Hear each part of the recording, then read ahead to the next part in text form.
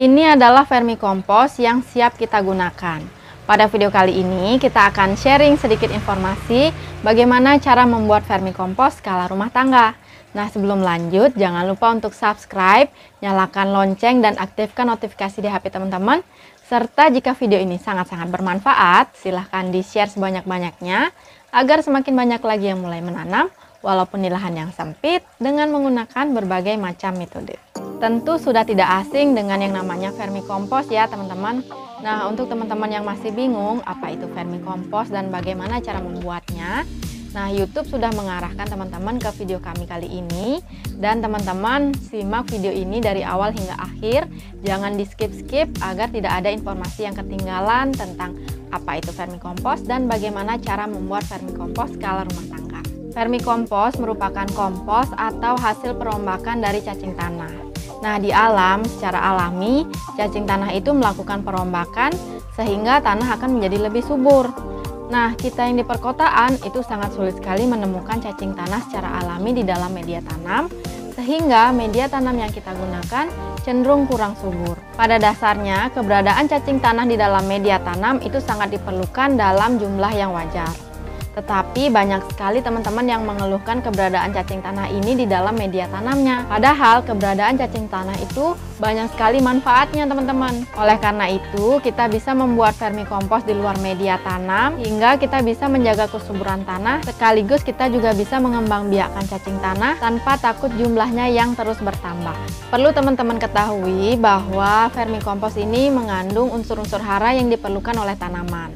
Mengingat bahwa vermikompos ini merupakan hasil penguraian bahan-bahan organik oleh cacing tanah. Sehingga vermikompos yang dihasilkan itu tergantung dari bahan organik apa yang diuraikan oleh cacing tanah. Semakin kaya bahan organik yang diolah oleh cacing, maka semakin berkualitas vermikompos yang dihasilkan.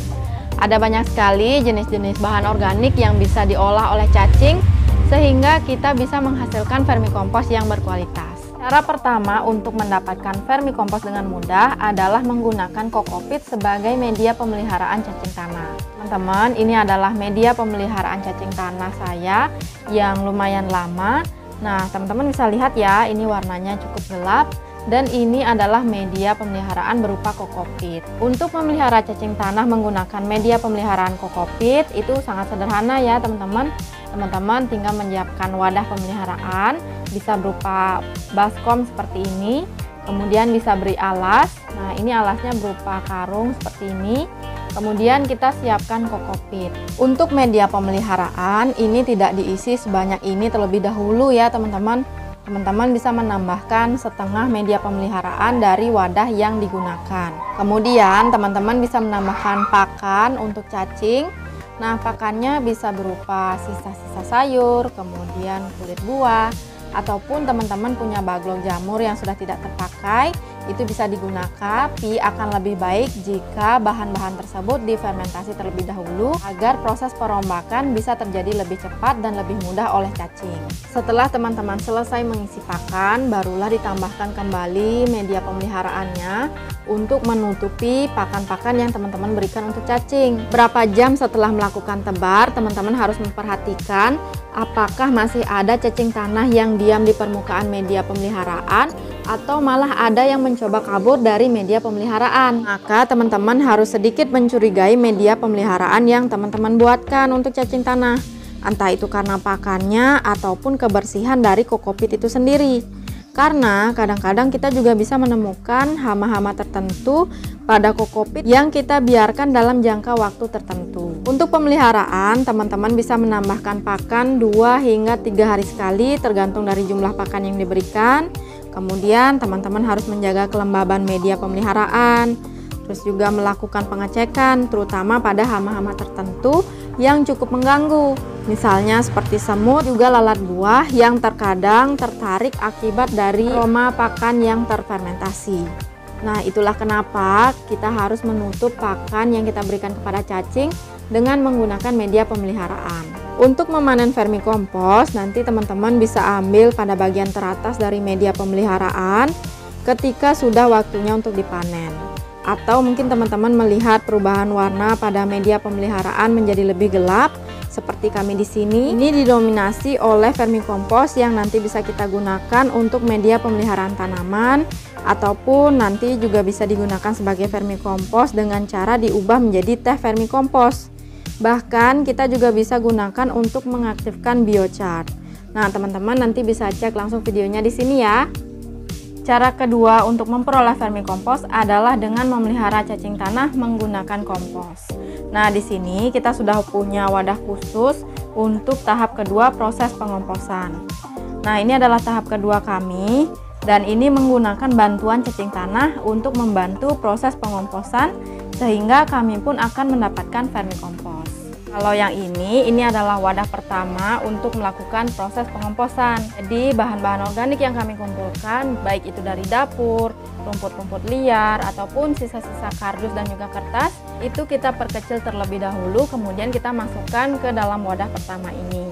Kemudian kita tambahkan bioaktivator berupa EM4 pertanian ataupun MOL, barulah kita akan tutup. Sebagai informasi, EM4 pertanian itu tidak hanya bisa kita gunakan sebagai bioaktivator di dalam proses pengomposan saja ya teman-teman, tetapi banyak sekali fungsi-fungsi dari EM4 pertanian tersebut.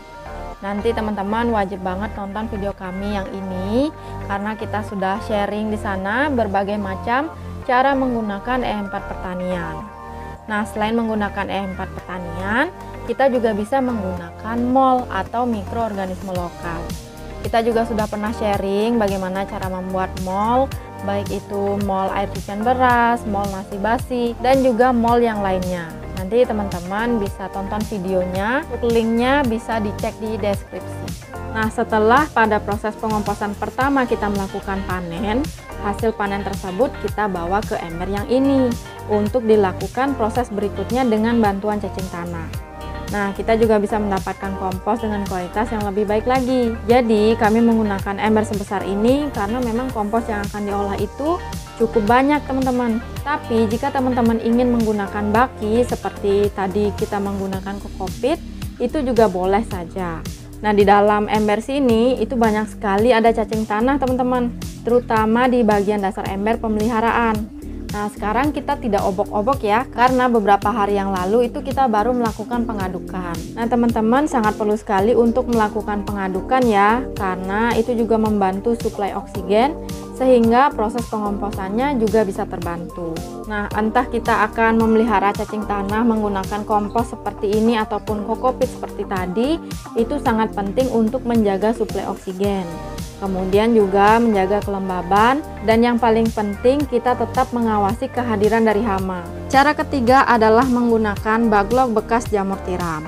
Nah, di sini kita sudah memiliki baglok bekas jamur tiram, tetapi baglok ini sebaiknya difermentasi terlebih dahulu sebelum kita gunakan untuk membudidayakan cacing tanah agar mendapatkan vermikompos. Fermentasi baglok jamur dilakukan dengan mencampurkan 1 tutup botol EM4 ke dalam 1 liter air, kemudian ditambahkan dengan molase 1 tutup botol.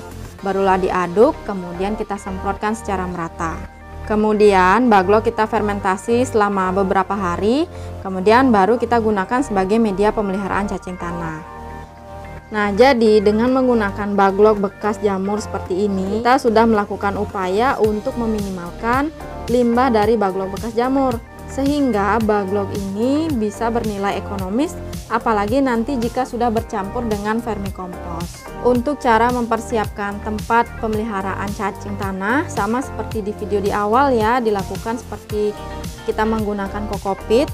Kemudian untuk pemanenannya juga sama, kita perlu memanen bagian atas, apalagi kalau nanti misalnya keseluruhan dari media pemeliharaan itu sudah menjadi hitam, maka kita pun bisa sekaligus memanen cacing jika diperlukan. Jadi itu dia tadi beberapa cara untuk mendapatkan vermikompos di rumah. Nah, teman-teman bisa sesuaikan dengan ketersediaan bahan di rumah masing-masing.